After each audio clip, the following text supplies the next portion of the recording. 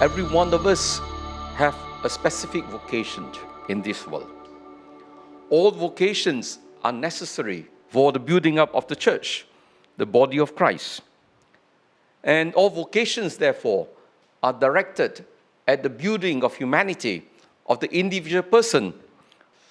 So every vocation, therefore, is meant to help us to realize our potentials in life, to help us live meaningful life, to help us to live a life that is truly fulfilling and make us attain self-realization.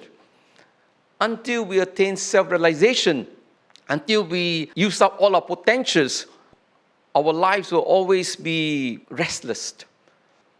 And I think it's very important that for us in every organization, our task is to help people to fulfill their potentials in life. And I think it's important that organizations cannot stifle the growth of the individual.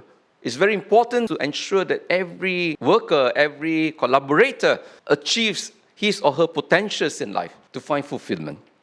Because at the end of the day, happiness in life is to know that we have used our talents in a very wise manner. And especially these talents is always, at the end of the day, is always at the service of the body of Christ.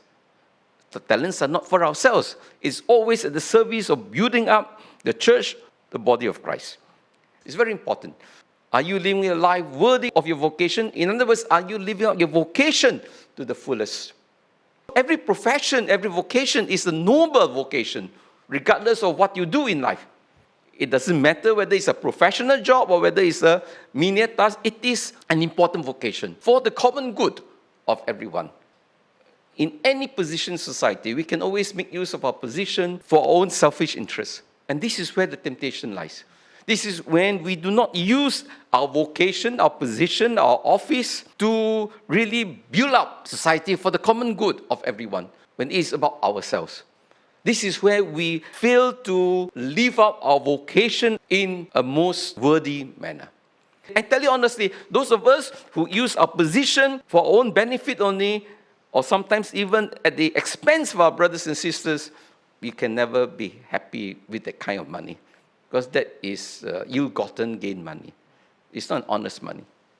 And I think it's very important for us, as we try to lift up our vocation, especially those of us who are superiors, who are on a different level, we have a duty not just to make sure that the organization is thriving, but we have to make sure that those under us, their talents are being developed, that they are realizing their potentials in life.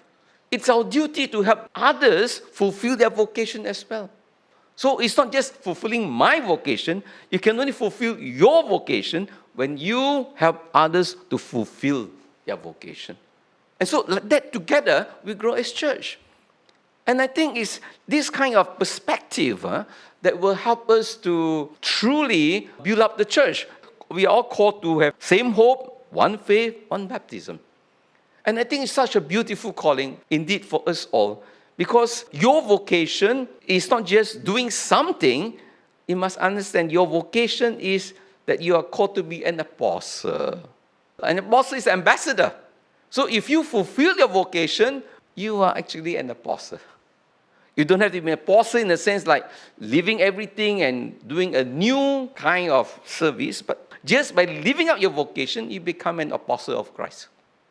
But sometimes the Lord does call us to be full apostles, so to speak, join priestly religious life. How you know the Lord could be calling you to use whatever talents that you already have for the purpose of the mission, directly, not indirectly, but directly.